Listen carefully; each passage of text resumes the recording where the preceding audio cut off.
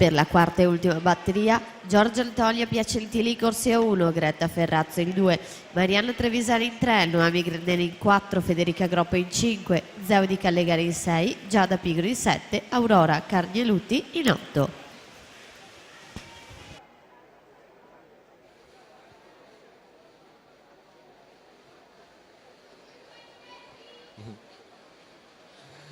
Rebecca Basso, 31,09 al passaggio a metà gara, Aquapolis. Questa gara è il record dell'anno scorso di Angelica Cappelletto, 1,2,87.